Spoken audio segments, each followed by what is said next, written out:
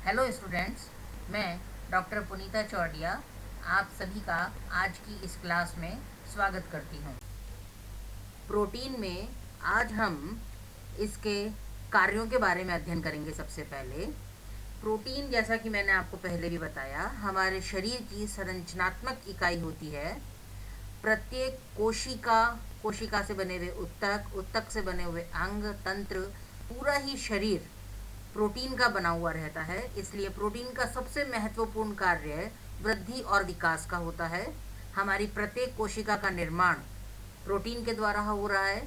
तो जिस समय गर्भ में नया शिशु आता है, गर्भ के स्टार्टिंग शुरुआत से लेकर के 9 माह तक कोशिकाओं का तीव्रतम गति से विकास वृद्धि होती है, और यह प्रोटीन के कारण ही संभव होता है। प्रत्येक नई कोशिका का निर्माण क्योंकि प्रोटीन से होता है।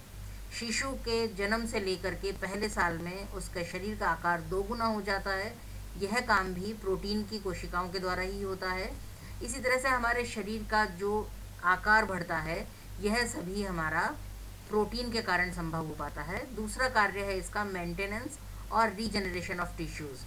जो हम दैनिक उपयोग में अपने कार्य करते हैं, शरीर का अलग अलग अंग अलग अलग कार्य करता है, और उस दौरान प्रत्येक कोशिका का एक समय के बाद में क्षरण होना शुरू हो जाता है, वह समाप्त होने लगती है, और इसकी जगह पर फिर हमेशा नई कोशिकाएं जो बनती हैं वो प्रोटीन के द्वारा ही बनती हैं। कुछ दुर्घटनाओं में, बीमारियों में हमारे शरीर की कोशिकाओं का नाश होता है, और इसको वापस से बनाने का कार्य प्रोटीन के द्वारा ही किया जाता है। हमारे शरीर की विभिन्न क्रियाएं, जैसे उपापचन की क्रिया है, शरीर के ऑक्सीजन को इधर से उधर ले जाने का कार्य इत्यादि, इस तरह के सभी कार्यों को रेगुलेट करना, हमारे शरीर का बाह्य आक्रमणों से रक्षा करना, हमारे शरीर में एंजाइम्स, हार्मोन्स के द्वारा विभिन्न क्रियाओं पर नियंत्रण रखना, ये सब कार्य जो होते हैं, ये सभी रेगुलेट कार्य जो हैं, नियंत्रण के कार्य भी, ये सभी प्रोटीन के द्वारा ही संभव हैं।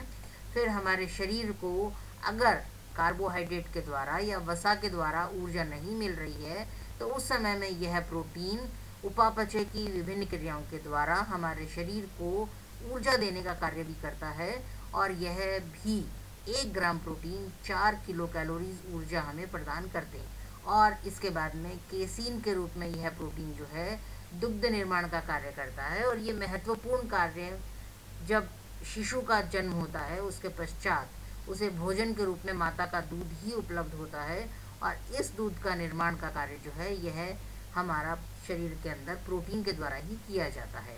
हमारे दैनिक उपयोग में हमें प्रतिदिन प्रोटीन की आवश्यकता का निर्धारण हमारे शरीर की वृद्धि की अवस्था, हमारे शरीर में वजन हमारा या हमारी आयु, उसके आधार पर निर्धारण किया जाता है। जो शैशव अवस्था होती है, शैशव अवस्था के अंदर हमारी प्रतिदिन की आवश्यकता हमें प्रति किलोग्राम पर 1.5 ग्राम प्रोटीन की रहती है। अगर शिशु का वजन 6 किलो है तो वह 9 ग्राम प्रोटीन उसको मिनिमम चाहिएगा।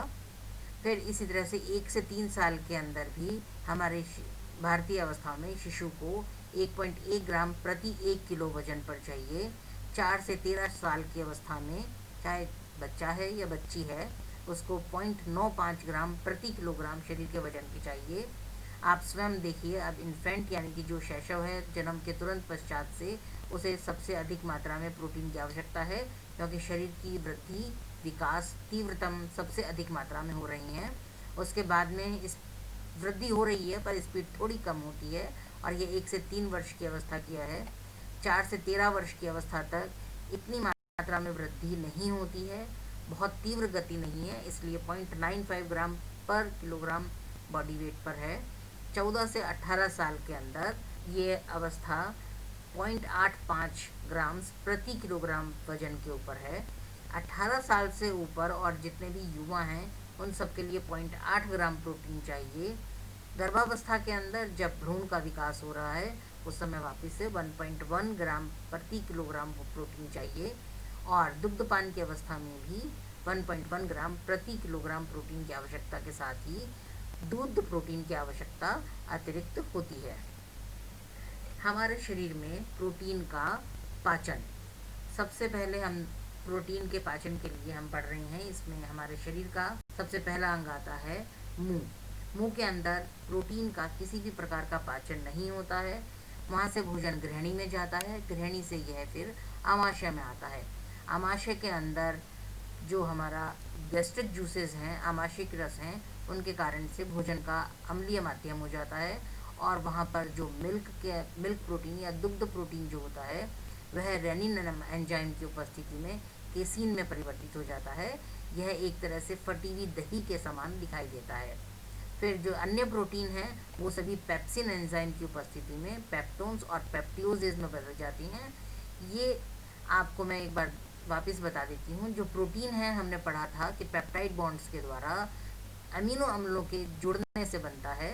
तो जो अमीनो अम्ल एक अकेला है वह एक अकेला अमीनो अम्ल कहलाएगा, और जब पेप्टाइड बॉन्ड से वे जुड़ कर के संरचना बन रही हैं तो उस समय में जो 2, 4, 10 इस तरह से टुकड़े टुकड़े वाले बॉन्ड्स बने हुए हैं तो वे अवस्था वाले पेप्टोन्स और प्रोटियोजेज कहलाती हैं।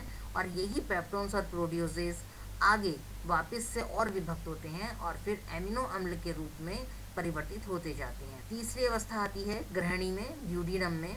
ड्यूडिनम में बाइल जूस से वापस से क्षारीय माध्यम हो जाता है और इसके बाद में पैनक्रियाज से आने वाले जूसेस जो हैं वो अपना कार्य करते हैं। पैनक्रियाज से जो जूस आते हैं उसमें आता है ट्रिप्सिन और काइमोट्रिप्सिन। ये ट्रिप्सिन और काइमोट्रिप्सिन जो एंजाइम्स हैं ये पॉलीपेप्टाइड और तोड़ने का काम करते हैं आगे प्रोटीन को, और पॉलीपेप्टाइड और कुछ एमिनो अम्ल बनते जाते हैं। फिर इसके बाद में अगला हिस्सा आता है हमारी आंतों में, स्मॉल इंटेस्टाइन या छोटी आंत। छोटी आंत में एरेप्सिन नाम के एंजाइम के उपस्थिति में जितने भी पॉलीपेप्टाइड या प्रोटियोजेज जो भी बचे हैं अब वो भी सभी एमिनो अम्ल के रूप में परिवर्तित हो जाते हैं और सभी एमिनो अम्ल ये अब सूक्ष्मतम इकाई परिवर्तित हो चुकी है और ये सभी एमिनो अम्ल हमारी छोटी आंत की दीवारों से अवशोषित होकर के रक्त को दे दिए जाते हैं और रक्त के द्वारा यह यकृत में पहुंचते हैं।